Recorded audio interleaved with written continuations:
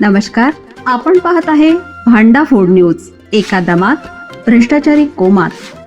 Social media, कर्जबाजारी, गुन्हेगारी, सट्टेबाजी, चोरी, मटका, जुगार, दारू, सावकारशाही, न्यायाच्या प्रतीक्षेत प्रशासन.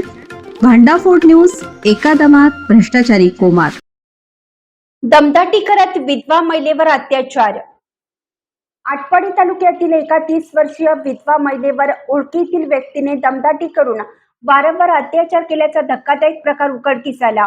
या प्रकरणी संबंधित महिलेच्या फिर्यादीवरून अजय नाना गवंड राहणार लोणार खोरी आटपाडी याच्या विरुद्ध आटपाडी पोलीस ठाण्यात गुन्हा दाखल करण्यात आलाय.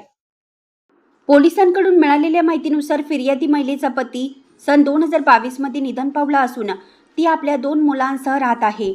त्यानंतर शेजारी राहणारा संशयित अजय गवंड हा तिच्या घरी ये-जा करत होता.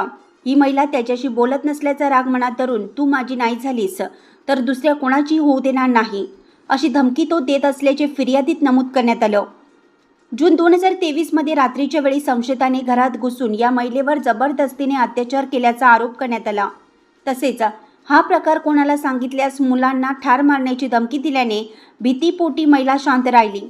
मात्र त्यानंतरही मार्च 2026 पर्यंत संशयिताने वेळोवेळी दमदाटी करून तिच्यावर जबरदस्तीने शारीरिक संबंध ठेवल्याचे फिर्यादीत म्हटलं.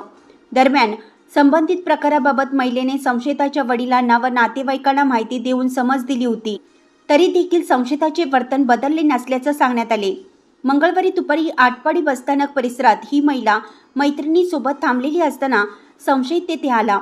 माझा मोबाईल नंबर ब्लॉक का केलास असा जाब विचारत त्याने तेथे पडलेल्या बांबूच्या काठीने महिलेच्या हातावर व पायावर मारहाण करून जखमी केल्याची तक्रार करण्यात आली आहे.